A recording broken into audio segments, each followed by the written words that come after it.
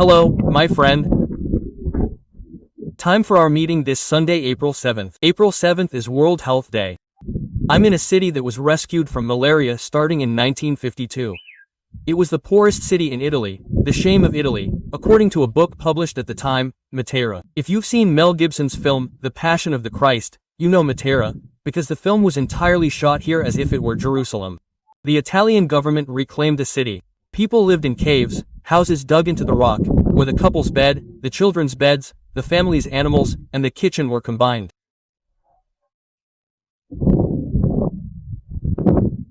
And there they died of malaria and other diseases. The place was poorly ventilated. Here we even have churches dug into the rock. They are wonderful churches. They say this region began to be inhabited 9,000 years ago. That's why people sheltered in caves. And it's a wonderful city. And if you ever come to Italy, be sure to visit Matera, which is in southern Italy. Well, today, April 7th, is also Journalists' Day, because it was on April 7th, 1830, that journalist Libero Badaro was murdered in Sao Paulo for criticizing the government of Emperor Pedro I. Well, I've already received many compliments today.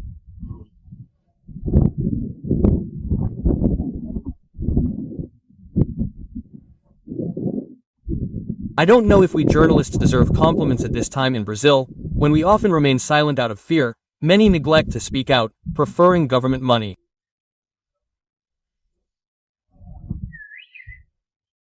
Milor Fernandez said that journalism is opposition, right? The rest are grocery stores. I think we leave the applause for the courtiers,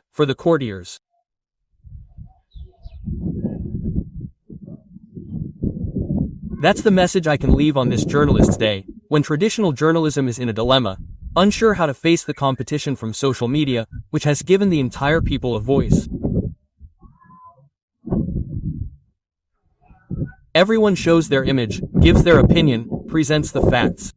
There's truth, there's lies, and that's also true in journalism. So, let's get to today's facts. Don't forget to subscribe and leave a like or dislike at the end.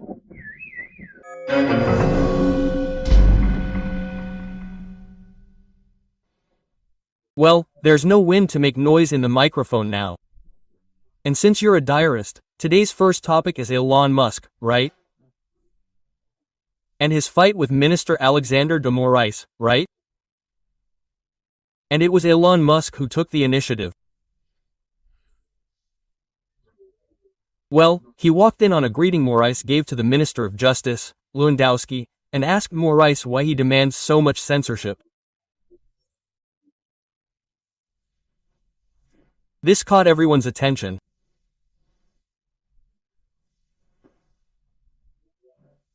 It took a businessman, American or South African, living in the United States, one of today's biggest billionaires, the owner of the former Twitter account, right?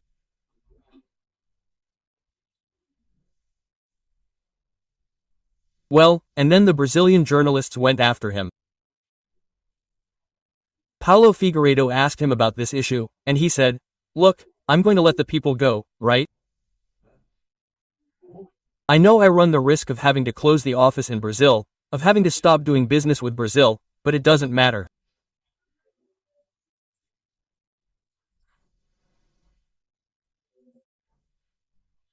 Principles are more important than profit." In other words, he's willing to be our libertarian, to fight censorship in Brazil, while the whole world learns that there is censorship in Brazil, despite what is written in the second paragraph of Article 220 of the Constitution, which states that there will be no, right, it will be forbidden, it's true, any and all types of censorship, political, ideological, artistic, right?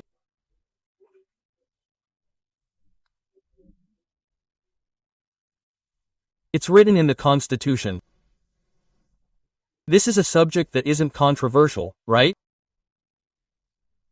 Because it's in the Constitution, but EPOR moves and yet there is, right? Well, a lot of people have taken sides, right? Some side with Elon Musk, others side with Alexander de Moraes.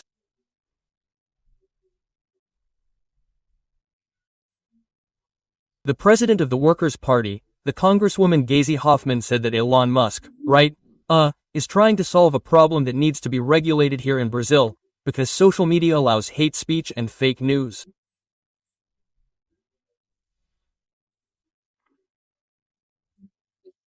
We will persist and demand that there be no amnesty. It's already mixed up, right? Oh, look, social media is the new voice of the people. I think they didn't understand that we skipped a stage. There was a time when a person had a voice if they shouted louder, were a soldier, and shouted louder. Now they don't have a cell phone in their hand. They put their voice, type their voice on it, and it becomes a digital voice, right?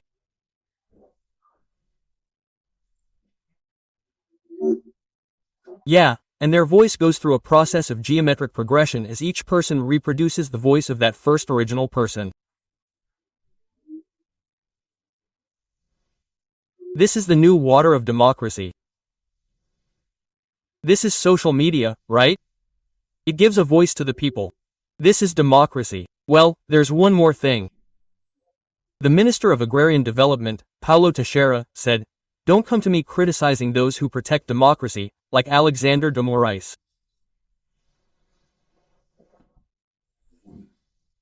Justice Barroso, who is the Chief Justice of the Supreme Court, gave an interview, on Globo, saying that this matter will end up in the Supreme Court if the National Congress doesn't pass a law to regulate social media. My God, what agony this is, trying to silence the voice of the people, to regulate the voice of the people. It's the new voice, it's the digital world, it's the new water, every person has a voice. This is democracy. And if Congress decides that it doesn't have to regulate this, it's deciding, it's taking action. No, this is the voice of the people. We don't have to get involved. And well, the Supreme Court can only, any judge, can only do something if someone demands justice. The judge has no initiative. He can't take the initiative of something on his own. He has to wait for someone to ask for something. Justice, the public prosecutor's office, the police, a political party, in the case of the Supreme Court, right?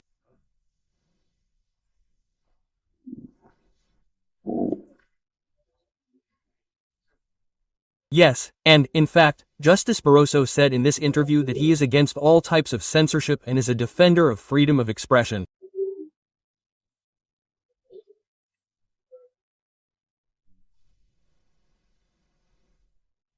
The Supreme Court is against something, and it is in favor of another. So it's not the Supreme Court, because the Supreme Court is impartial, it's neither for nor against. The Supreme Court weighs, like any judge, weighs the sides involved to make a decision based on the law.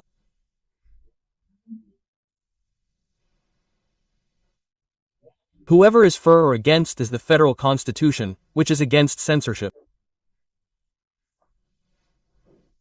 For example, in paragraph 2 of Article 220, in addition to item 4 of Article 5 on freedom of thought and expression, right? Well, yeah, Elon Musk even said, "They called me from Brazil to say that." No, but Elon Musk said that here in the United States, no one can be punished for expression, for expressing their opinion. Not even in Brazil, the Constitution doesn't allow it. Well, and another matter for the Supreme Court, it will be unanimous, it will be 11-0, a request from the PDT, Workers' Party, to know if there is a moderating power provided for in Article 142, which deals with the role of the armed forces. And the Supreme Court is saying that there isn't, because the Constitution isn't included there, that the armed forces are a moderating power. They are defenders of law, order, the country, and institutions. It's there.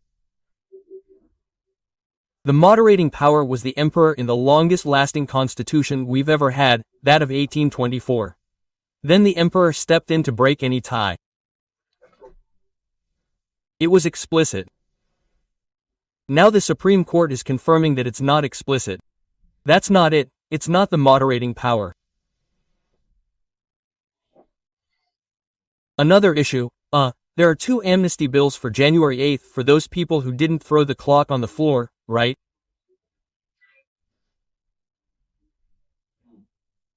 Didn't break glass, didn't break chairs, didn't blow up busts, right?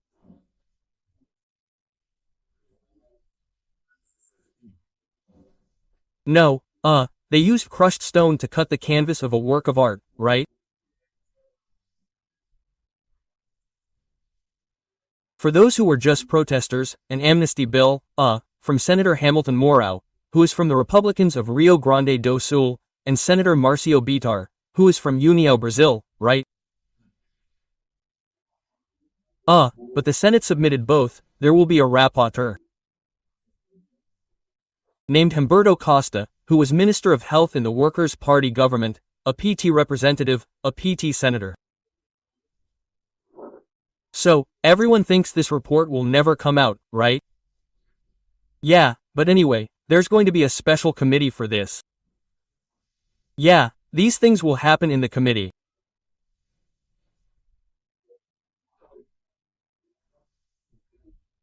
It's worth remembering an editorial, 2 editorials this weekend in Estadão, the newspaper O Estado de São Paulo, one about Petrobras and the other, a consequential one, about Avibras. No, it wasn't Avibras. DAVBRZ is another matter, Embra, right? Petrobras is out of the question. Everyone can see that Lula is meddling in Petrobras. Petrobras, the federal government holds 36% of Petrobras shares. It's a mixed stock company whose shares are listed on the stock exchange. So, it's not a state-owned company the President of the Republic can interfere in, right? But he's interfering, and now he's going to change, isn't he? He's going to remove Jumal Prates, he's going to put in Luis Mercadante, isn't he? You're going to invest in that, it won't pay dividends, What's going to happen to Petrobras? And then comes another editorial showing what worked, right? Embraer. Embraer was privatized, it wasn't doing well. As a state-owned company, it was financially privatized and is selling a lot of Brazilian planes all over the world, right? I've already told you how proud I was when I boarded the plane in St. Petersburg heading to Warsaw. The plane took off wonderfully, that new smell. I went to see, curious, what plane was that? It was an Embraer, it was an MB-190, probably, right? It worked, but I mentioned Avibras, that's a concern. Avibras is a military products company, right?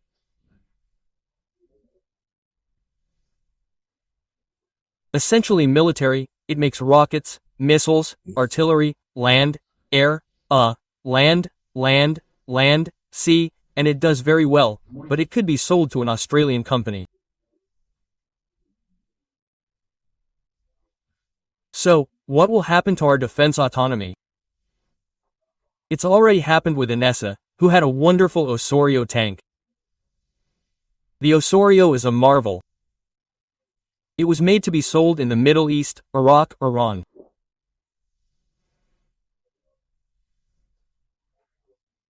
But we lost the competition and Engisa went down the drain, right? And now we have Avenue Bras at the same risk. It's a shame. Look, we have an Amazon to defend, huh? Put some Avibras products right there in the Amazon River. No one will block the mouth of the Amazon. But it's good for us to think about it. From Matera, Basilicata, southern Italy. Alexander Garcia.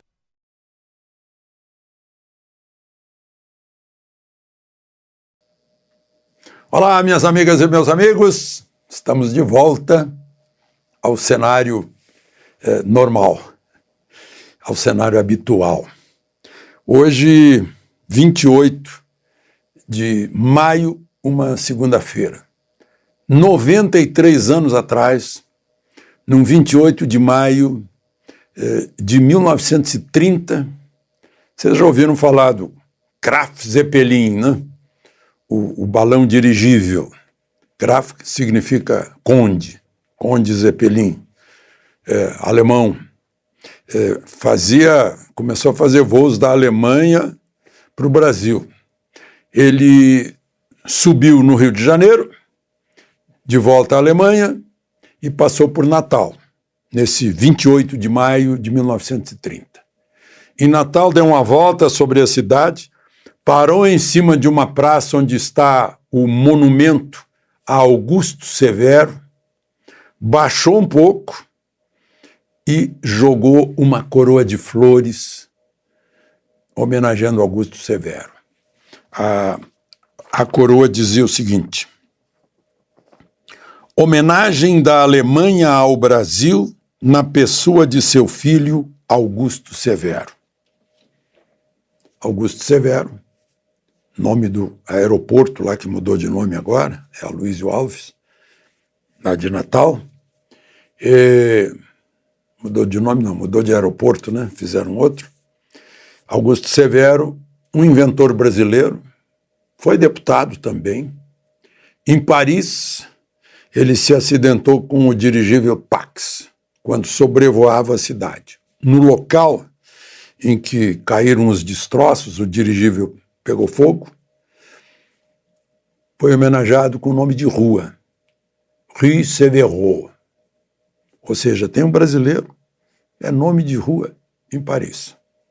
E o Zeppelin, o dirigível Zeppelin, faz essa homenagem reconhecendo a força desse inventor brasileiro. Fica aqui o registro para a gente se orgulhar dos brasileiros. Hoje, no supermercado em Brasília, encontrei uma senhora dizendo que já tinha abandonado todo o otimismo e toda a esperança.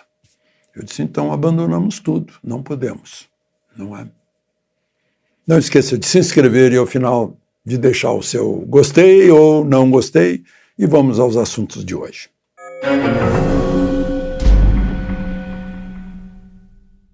Bom, primeiro assunto, o presidente da República fez um churrasco no Alvorada no sábado, o ministro da Agricultura, Carlos Fávaro, levou a carne, a ministra da Cultura, Elisete Menezes, Margarete Menezes, cantou. Dizem que o ministro Flávio Dino fez piadas, e Marina não foi, foram 8 ministros, porque se convidou na última hora, parece que quem criou a ideia foi a primeira-dama, e foram 3 ministros do Supremo, um aposentado já, Lewandowski, foi Alexandre de Moraes e Gilmar Mendes, foram lá, os 3 líderes na Câmara, no Senado e no Congresso, e os que foram lá dizem que não se tratou assuntos de governo, nem assuntos administrativos, foi só conversa informal, e que Lula lembrou dos bons tempos em que ele convidava para jogar futebol, jogar pelada no campinho da residência do Torto. Foi um relaxamento numa semana que se sabe que houve muita tensão, a ponto de um ministro ser chamado a atenção por parte da primeira-dama, olha, não traz problema para cá, certamente porque o presidente devia estar irritado com a sua articulação política no Congresso, mas tem que se conformar que ele ganhou a eleição por 0,9% e que os conservadores fizeram maioria na Câmara e no Senado.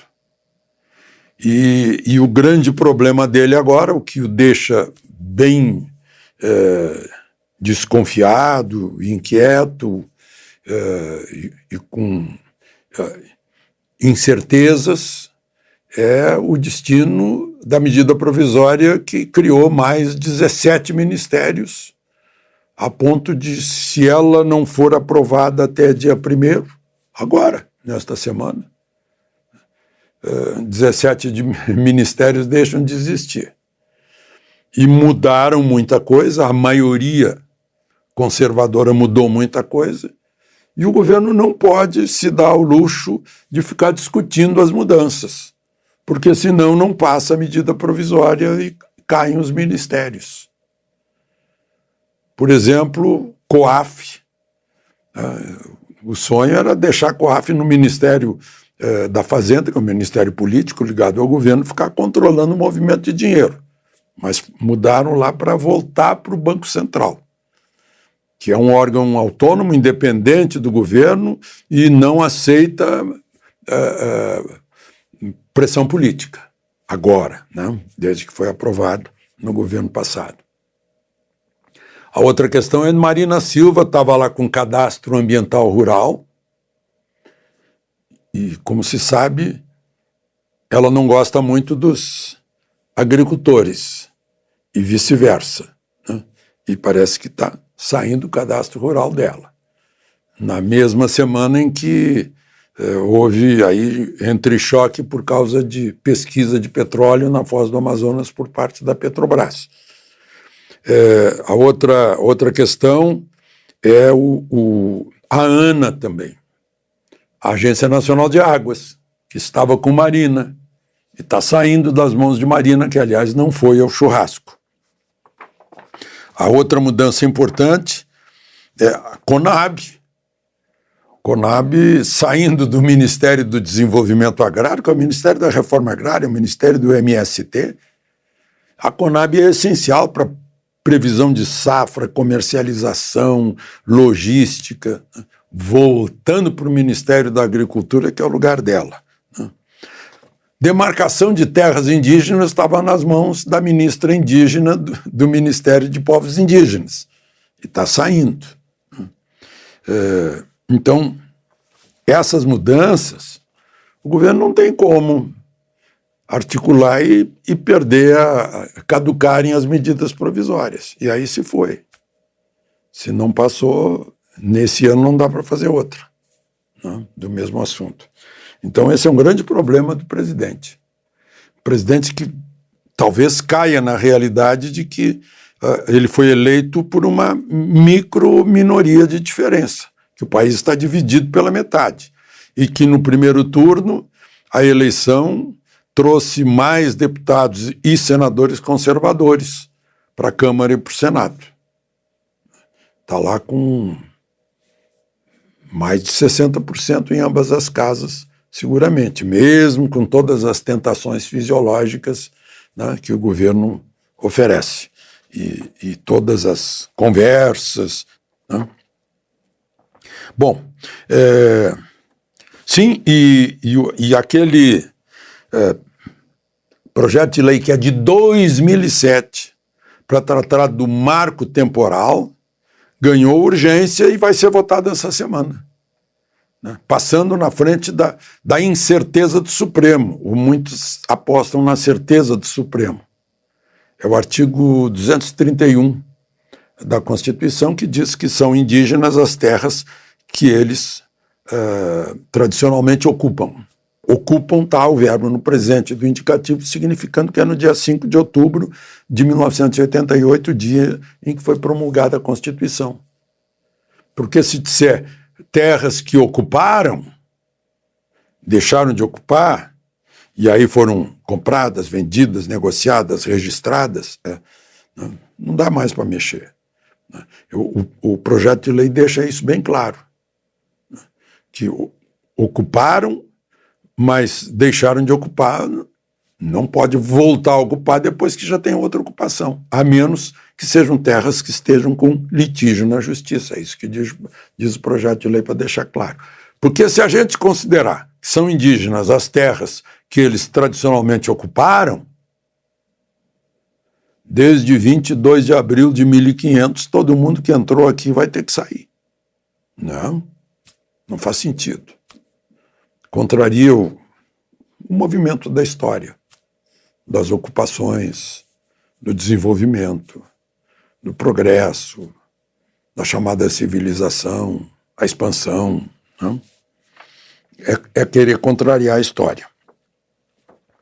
Outra discussão aí que eu vi, né, lá em São Paulo, o governo Tarcísio sugeriu que, em vez de estação de metrô da linha verde, linha 2, Paulo Freire, seja Fernão Dias. Aí entraram na justiça, mas como não pode? Fernão Dias foi um escravocrata. Gente, tem que reescrever a história.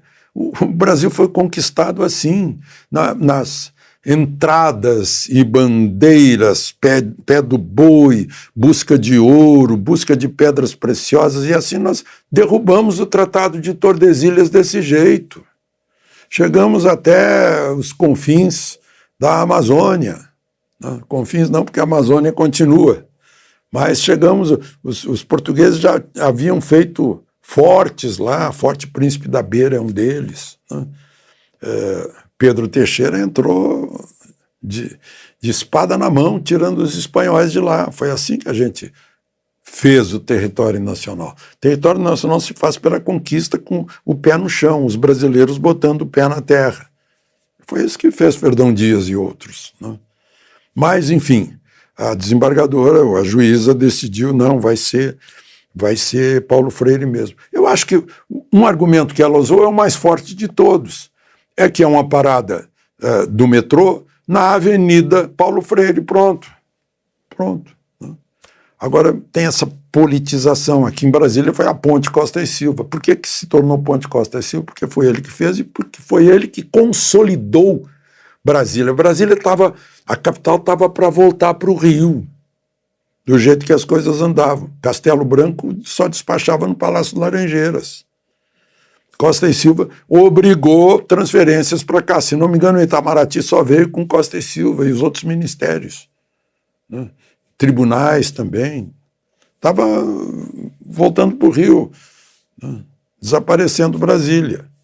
Então, é justo que seja homenageado. Mas botaram Onestino Guimarães, que é um estudante que não tem nenhuma história, a não ser que desapareceu num dia de uma bagunça na universidade em que tocaram fogo em carro da polícia, e ele sumiu. Aí voltou a ser Costa e Silva. Não colou, né? Bom, então é isso, falar nisso, né? Gente, o que eu lamento não é o cunho ideológico daquela história de Santa Catarina que estava a família Ryle, escreveu no telhado de suas casas, né, sobrenome da família. Ryle significa... Ryle é uma saudação, equivale a salve, ave César, Heil Hitler. Foi assim, né? E uma repórter da Folha de São Paulo chegou à conclusão de que é porque ali morava nazista. O problema é esse, o que eu lamento é a ignorância, né? Não sabe o que é raio. E jornalista tem que ter cultura geral, tem que saber um pouco de tudo, porque mexe com tudo, para não dar um fora desses. De Brasília, Alexandre Garcia.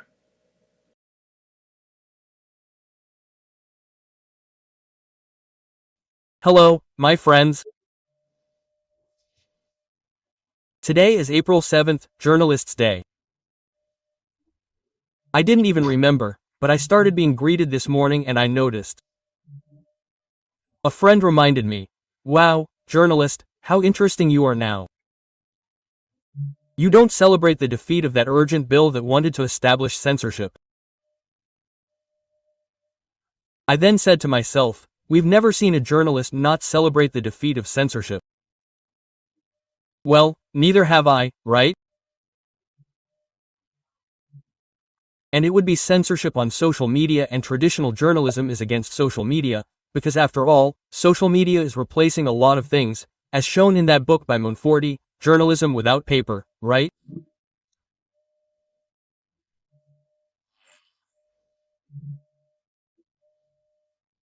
Well, anyway, it's a shame that we don't applaud and that the Chamber of Deputies last night didn't get enough votes to give urgency to that bill that provides for censorship on social media.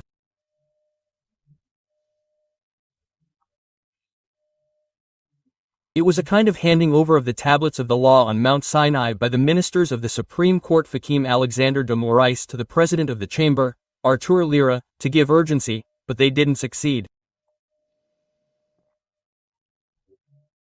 On April 7, 1827, there was a decisive battle between the navies of the United Provinces of Rio da Prata, then Argentina and Brazil.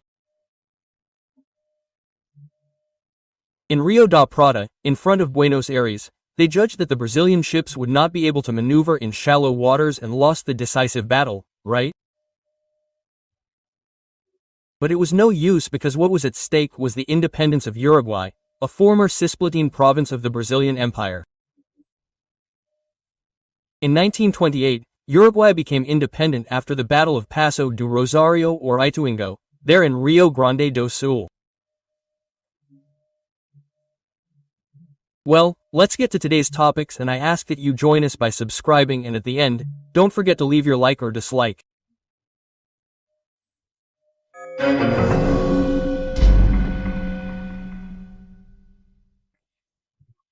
Well, this April 7th is also a birthday. It was in 2018 that Lula was arrested, with an order from Judge Sergio Moro, confirmed by the Court of the Fourth Region.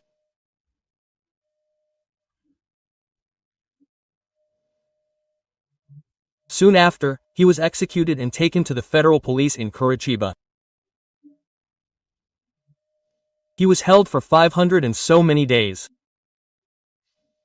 Then, he was released, just like that, by the Supreme Court, saying that the investigation had made a mistake about the CP. It was not Curitiba, it should be Sao Paulo and Brasilia.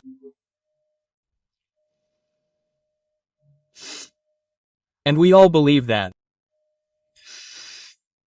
Well, and former President Lula, very strange, I showed you here, right?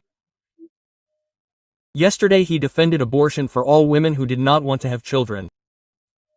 It was very clear. Today he gave an interview on a radio station in Ceará, saying that he is against abortion. I don't know what that is, right?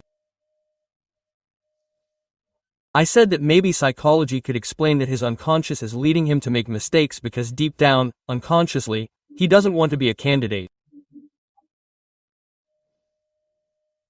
But a friend told me, look, I don't think that maybe it's a case of psychology but of psychiatry, I don't know, right? I'm not going to get into that, right? But it was very strange. He's something else.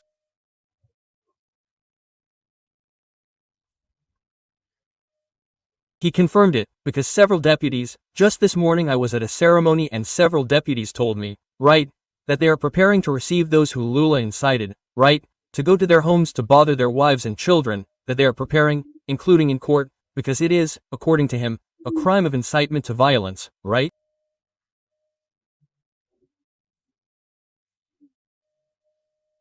Yeah, but Lula confirmed it, he said he sees nothing wrong with it. In other words, as he said, 50 union members, he even mentioned teachers, bank employees, metal workers, going to the home of a deputy, to bother his wife and children. In other words, bothering is synonymous with moral harassment, right? He said he sees nothing wrong with it. Okay, right? Yeah, it's strange, even that a candidate is making these statements.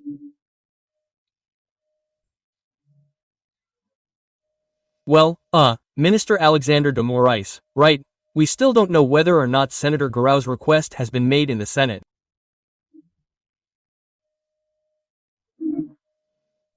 Yesterday, President Rodrigo Pacheco seemed to have pretended to be blind, deaf and mute.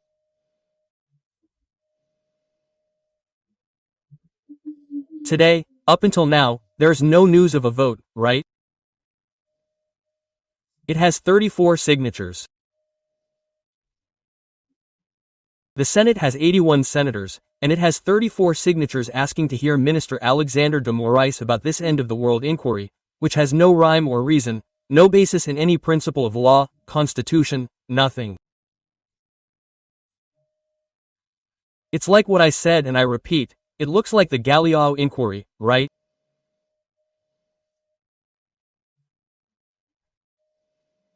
A military police inquiry there at Galeão, which was carried out on its own initiative, in 1954. Well, and as I was saying, Minister Alexander Moraes has now given the federal police 15 days to hear Congressman Daniel Silveira for resisting the ankle bracelet.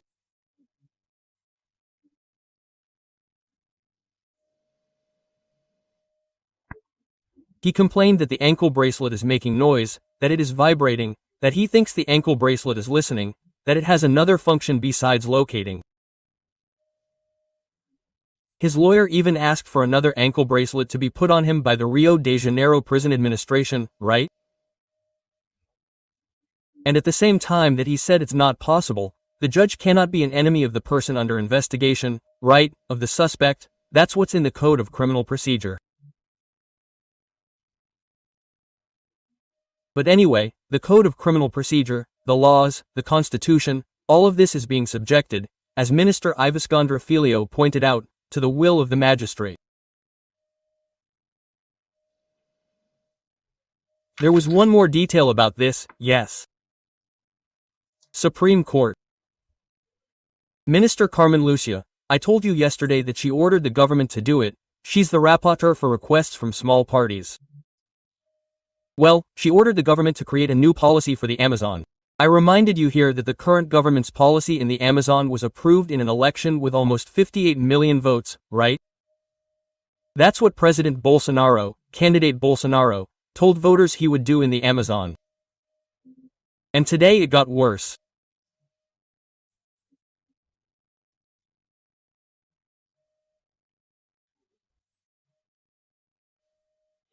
Today, in response to a request from the Sustainability Network, she ordered the executive branch to once again determine that the council is the Amazon Environmental Council, which had 17 members and now has 9, that it should go back to having 17. In other words, there is direct interference in the executive branch, as Minister Ivescandra Filho complained, right, the Supreme Court, which is a body of the judiciary, right, the three branches of government are independent, harmonious, autonomous and should not interfere with each other.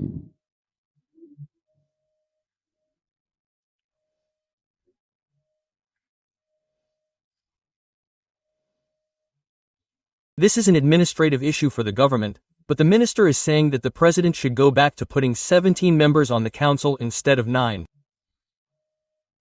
There is a small council that pays for the trip, travel, daily allowance, hotel, etc. Which was also absurd. There were about 80 people, right? Those things like, look, I'll put you on the council were also reduced. It was a party. So, who is the party that is ordering all this using the Supreme Court? Just to remind you, when Minister Luis Fux took office, he identified this. He said that a party without a vote in the plenary is using the Supreme Court. This is very bad for the Supreme Court, right? Because this is a political issue that should be resolved in the political arena, which is the National Congress.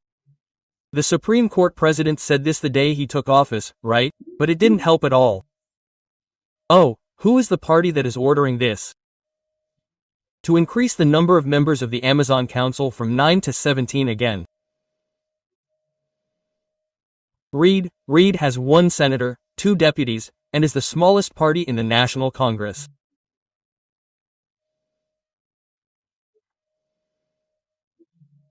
So, the will of 3 parliamentarians through the Supreme Court prevails over the will of almost 58 million voters. This is a calculation that doesn't add up in a democracy, which is the government of the majority. No, well, let's move on.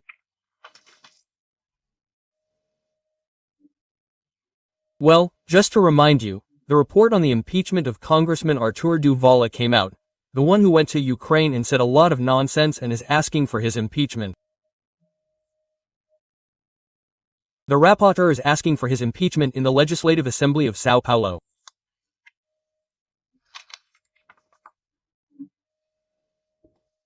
Oh, another issue, I want to mention here, the death of the only Brazilian who survived the Holocaust, Anton, Andorter.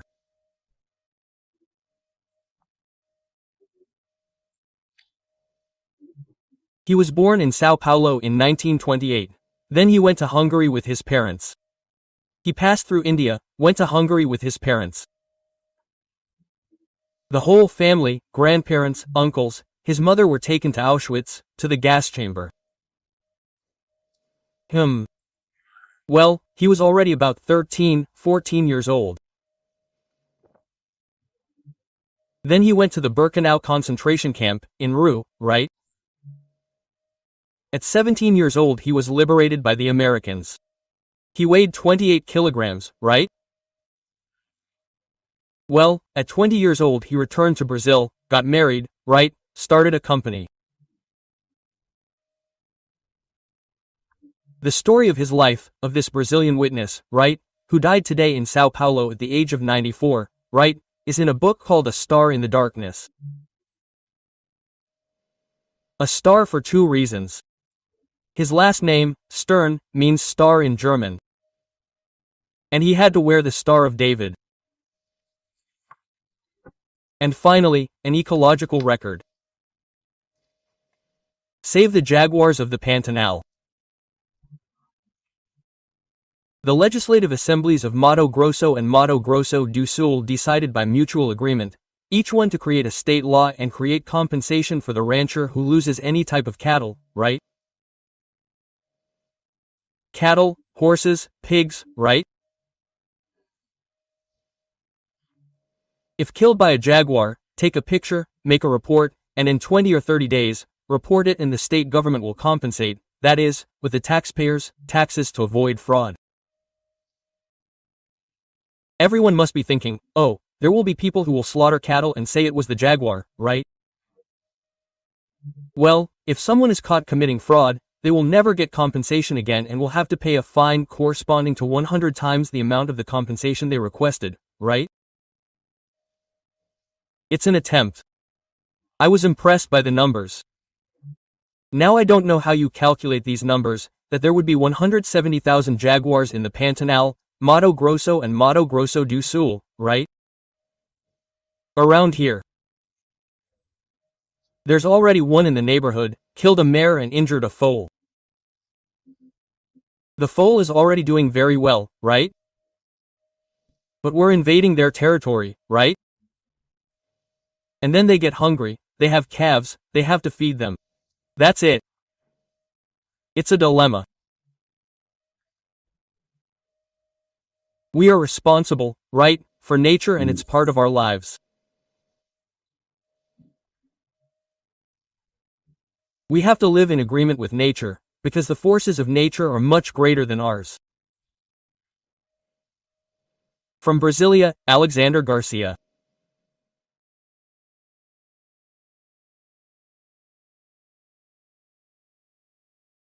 Hello, my friends. The highlight of this Tuesday has arrived, our daily meeting, our chat.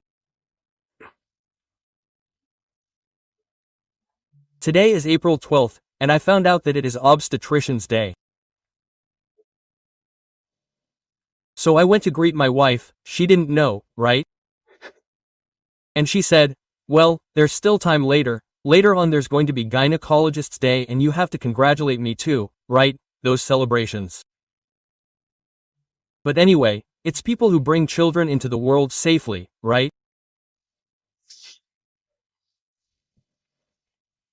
And in 1961, on April 12th, the first man, Yuri Gagarin, went into space.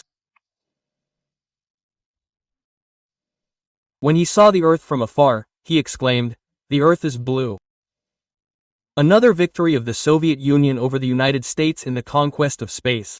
The first was Sputnik, right? Which I also remember that it honked, right? In the ears of the Americans while it orbited the Earth. That's why the Americans considered it vital to get to the moon first and won the race to the moon.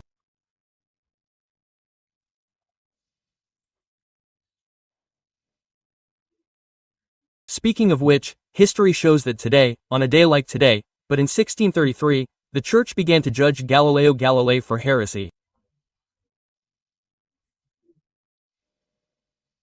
He dealt with these things about space. He calculated and said, look, the Earth is not the center of the universe. But the Church said, treated it as dogma that the Earth is the center of the universe. He had to deny this to avoid being burned at the stake. And the Earth continued not to be the center of the universe, nor of the solar system, right? Well, the solar system was also at stake in this inquisition. So, that's it. Facts always prevail over beliefs, dogmas, right?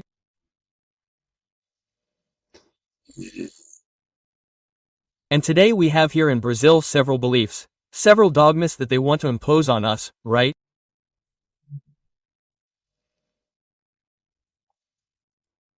Stories of the pandemic, but later we will see that, although condemned to the stake, our facts prevail.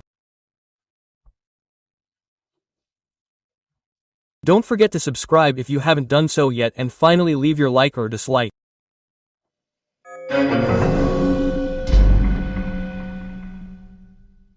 Well, the first topic today was the 10-0 in the Ethics Committee of the Legislative Assembly of São Paulo, right?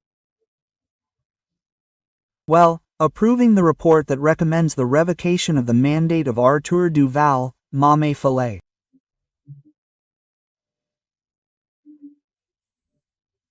He has a degree in one of the branches of engineering, but I believe that mom and dad didn't teach him to be gentlemen, right? He's going to lose his mandate for not having learned to be a gentleman. He was rude. That's the question. I don't know if they're training gentlemen in homes to treat women well or if they're training rude people like him.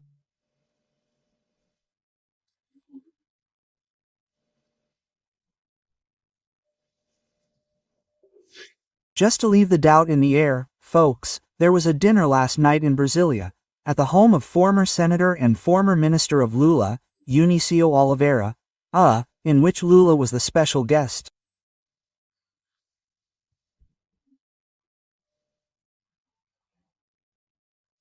Eunicio Oliveira, the host, was once a leader of the MDB and invited former President José Sarney, the MDB and the party's bench, in the Senate.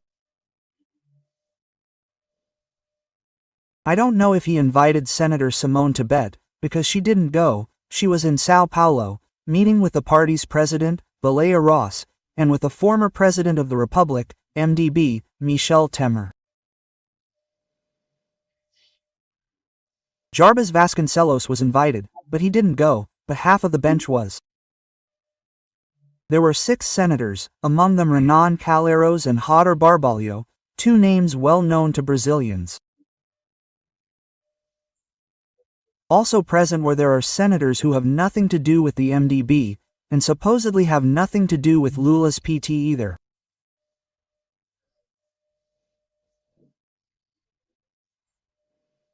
Senator Almar Aziz, who was the chairman of the CPI, Senator Otto Alencar, who was one of the CPI's leading figures, right? Speaking of leading figures in the CPI, the vice chairman of the CPI was also there, who is Lula's campaign coordinator, Senator Randolph. Incidentally, another coordinator of Lula's campaign, the president of the PT, G.Z. Hoffman, was also there with Senator Humberto Costa. There were a lot of people at that dinner. Oh, I think some journalist asked the host if Senator Tebet wasn't a betrayal, because I only saw his answer. I don't believe it was such a pure slip of the tongue, right, when he said, "Look, this isn't a betrayal of Senator Simone Tebet." They must have asked.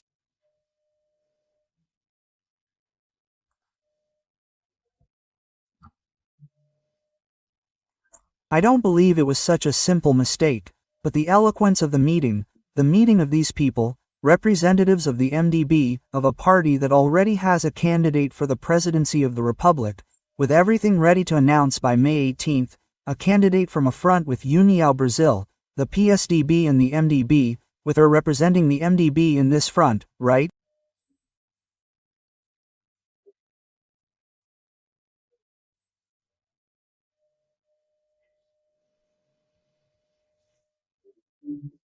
We can clearly see that it is a conspiracy against Senator Tibet's candidacy.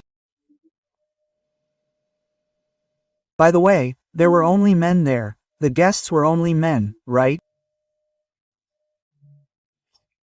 Oh, no, sorry. I just mentioned the president of the party and there was also a senator, but it is a lack of chivalry. A little while ago I mentioned chivalry, letting the senator only realize it later, because she was there in an important party meeting with the president of the party and the former president of the republic, Michel Temer, who was president of the party. Well, I could say jokingly, right? Was the dish tray a fish, right? Because it smells like a well-cooked piece of meat, right? Anyway, let's move on to the other topics for today.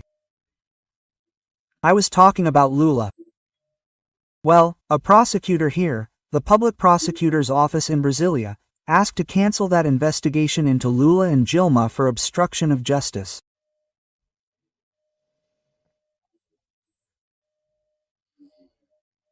When Dilma agreed with Lula that, in order to avoid his arrest, that there would be an arrest warrant that day, there was the obstruction, justice in the form of an appointment for that purpose, right?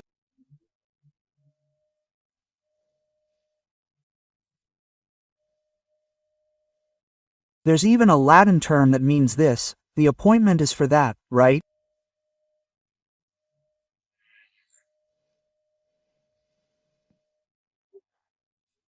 But anyway, well, he asked for the case to be shelved. It's the cleansing that's being done. The laundering is from Lava Jato. It's being done like money laundering, like laundering a case.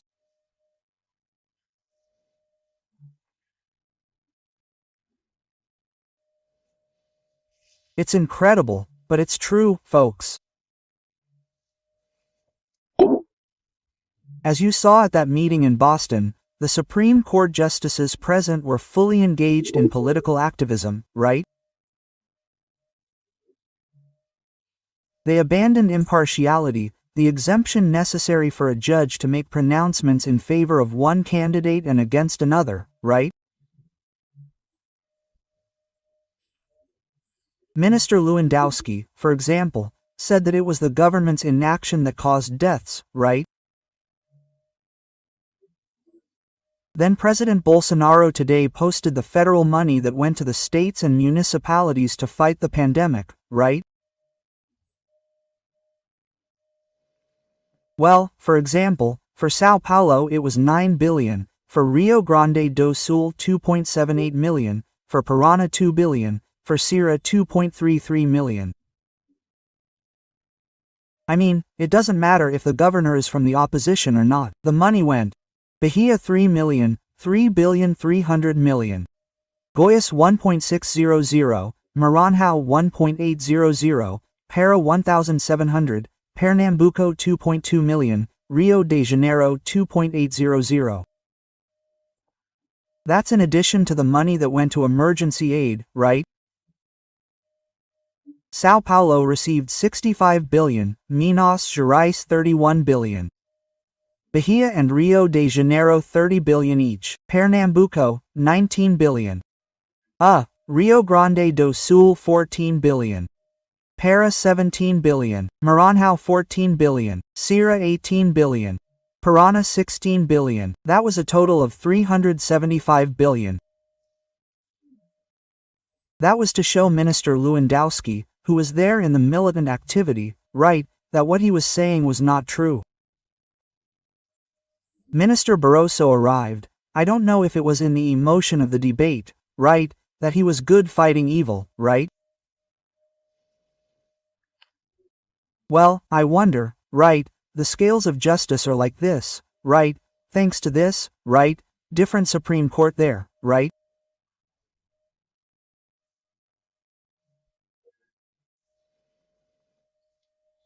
Well, the United States is not doing well for the Democrats, right?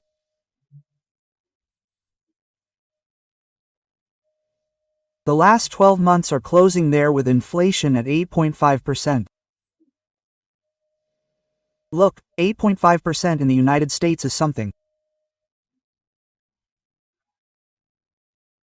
And now the Lieutenant Governor of New York, who is a Democrat, Brian Benjamin, was arrested for bribery when he was a state senator. There is a state senate there, and for fraud in campaign donations.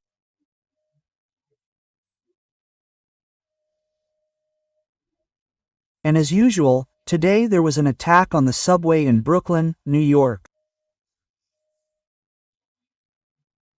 Well, and to wrap things up, folks, look, the Brazilian Association of Real Estate Developers is showing that in the last 12 months, real estate launches grew 42%, right?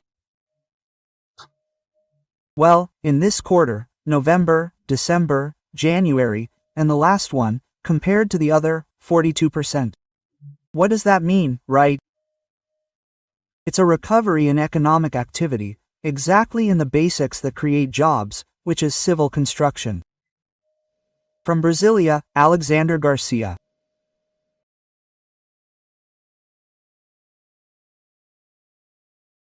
Hello, my friends. Today is our day. Friendship Day. There are other friendship days, but this is a universal friendship day. So, it's our day, friends.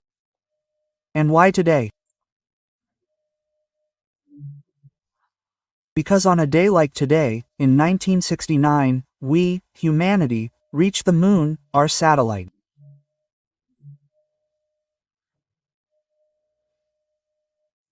I remember when I was a child, the moon was something unreachable, right? And 1969, well, a 5-day trip, left on the 5th, and arrived, in fact, left on the 15th, arrived on July 20th. The commander of Apollo 11 was Neil Hamston, who died in 2012 at the age of 92. Well, the one who stayed behind as pilot, holding on, while the other two walked around on the moon, in the capsule.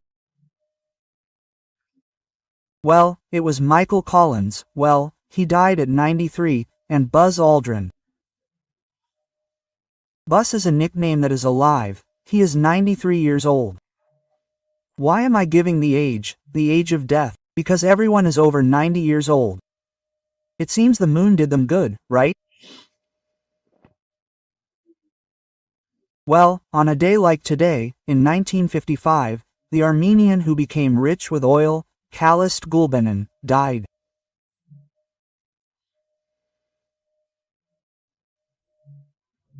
He left behind a tremendous artistic collection, a benefactor of the arts, and a patron, at the Calouste Foundation in Portugal.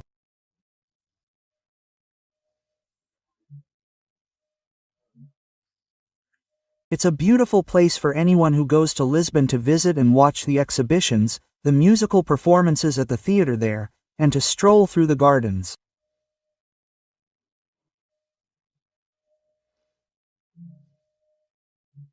Well, let's get to today's conversation, and I ask that you sign up if you haven't already, and at the end leave your like or dislike.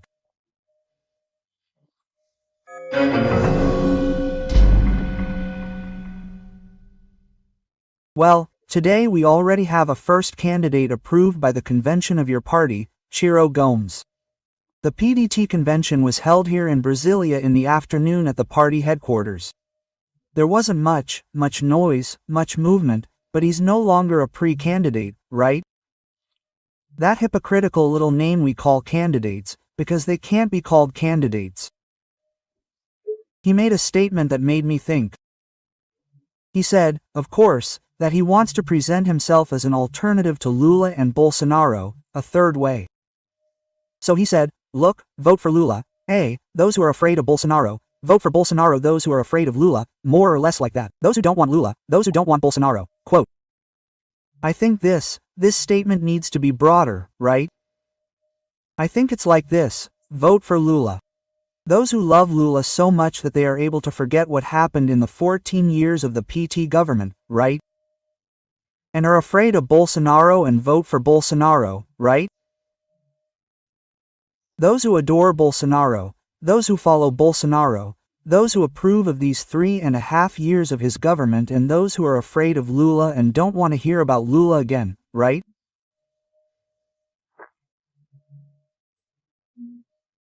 I think that this statement is perfect, but it is a statement that would be to avoid and to show a third way, but there is no way.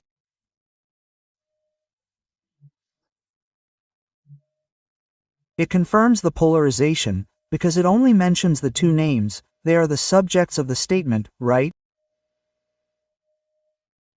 That's how candidates get elected. The more they're talked about, the more they stick in voters' minds when it's time to press the ballot box.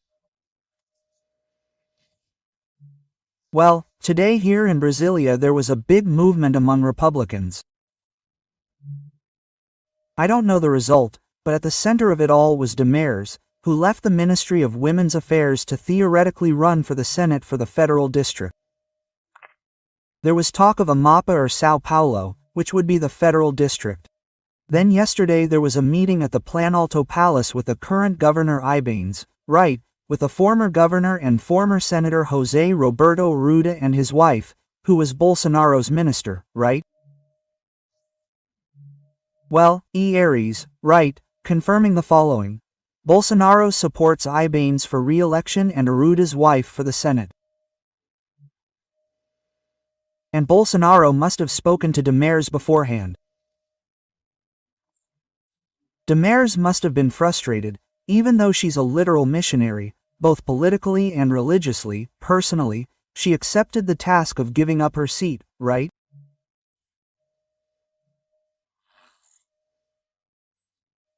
Well, and Arruda, instead of running for governor, would be running for federal deputy and there would be a seat left for Demers, but it seems he is not satisfied with that. So, the great curiosity is to know what the Republicans decide with Minister Demers, who is an excellent minister, who is an extraordinary woman. I am a witness to this because the other day I mediated a discussion about the Amazon and I heard the former minister talk about wanting to give a standing ovation, right? To a great human figure, an activist for human rights, humanitarian issues and issues of Brazilian patriotism.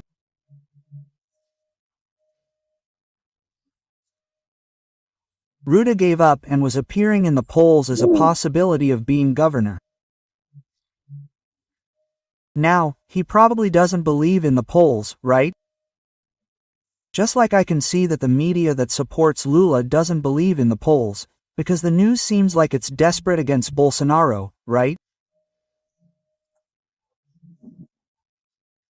The movement of the left-wing activists seems like desperation, because if he had won, if what the polls say was true, you can rest easy, right? You don't need to worry about Bolsonaro. I saw Lula arrive in Pernambuco. He's in Pernambuco. He won't participate in the convention in São Paulo. The convention will be bureaucratic, ratifying. He's there, but so far there haven't been any demonstrations, like motorcycles, people running in the streets at the pizzeria, on the beach, everywhere, like we've seen with other candidates. Well, speaking of which, President Bolsonaro, at this time that you're here, at this time that our conversation is going on, he must be at the Maria Garrincha Stadium watching Flamengo with Juventude de Coxica, right? He's not in Asunción for the Mercosur meeting. I think it would be a waste of time to go to this meeting, because, guys, just look at the fight now. The Argentines are talking badly about the Uruguayans because the Uruguayans are studying a trade agreement with China, right? There's nothing like the military agreement that the gossip has been saying. There's nothing like that. A trade agreement with China, like the one Pinot's Chile did decades ago with greater success with the major trading powers of the Asian Pacific, has yielded great results for Chile, right? Why? Because Uruguay is 2% of Mercosur. In fact, Mercosur has a huge imbalance. Brazil is the majority there, I don't know, 70% or so. So, there's no way to have equitable treatment. In the European Union, this can be done, but the European Union has a European Parliament, it has a European Court that McClose doesn't have, it has to depend on bureaucracy, on bickering among officials, right? I don't know where it's going. When I worked in Montevideo in 1973-74, I used to go a lot to the headquarters of the Latin American Free Trade Association, which is what Germasol is. I think it was 1990, but it's still floundering and all, right? It's great for the Brazilian automobile industry to sell automobiles, right? But a smaller country like Uruguay is oppressed, right? Well, the heads of state are there in Asunción now. Hey, Bolsonaro is not doing well. I also wanted to talk to you about foreign policy. In Brasilia, like, in the embassies, we learn a lot of things, right? Well, I heard that in that meeting there in a favored country that was, no, I said it was 1 hour, but an ambassador told me, no, we spent 2 hours talking to the president, it was wonderful, right? To the anger of many people who invented another version.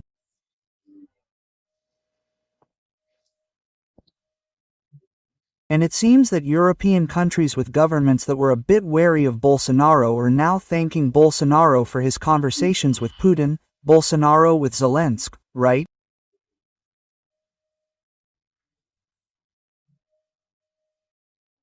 They are acting as a kind of mediator, kind of neutral, outside of Europe, right? They are bringing ideas, because Europe is in a bad situation, right? If there is no energy from Russia, no gas from Russia, winter will come at the end of the year, right? And there is inflation. The United States and the United Kingdom have inflation similar to Brazil's. Brazil's inflation will be lower. They have inflation around 10%. They have never seen this in the last 40 years. The difference is that we are used to it and know how to deal with it.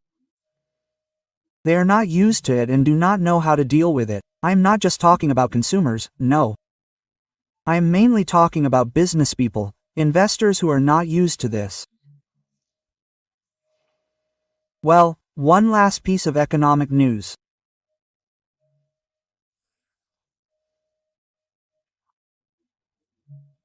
The National Consumer Affairs Secretariat has permanently suspended 180 telemarketing operators due to excessive complaints.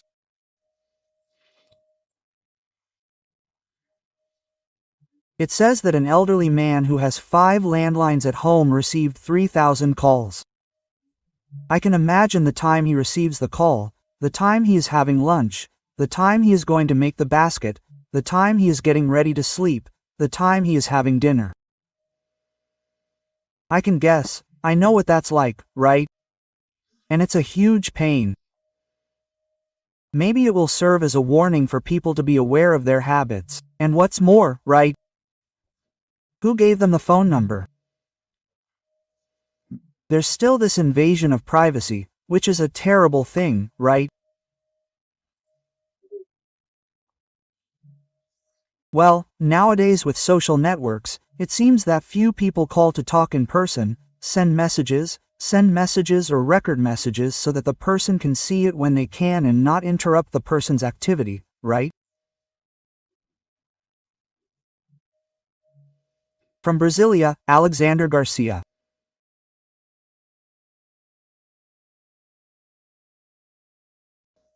Hello, my friend. It's time for us to meet this Sunday, the first day of October. On October 1, 1895, 128 years ago, the newspaper Correio do Povo was founded in Porto Alegre, Rio Grande do Sul, by the traditional newspaper company called a Junior. Correio do Povo is still going strong.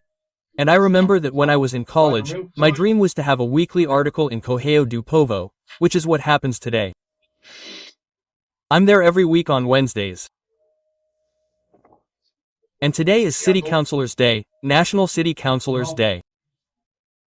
Brazil has 58,208,208 city councilors, right?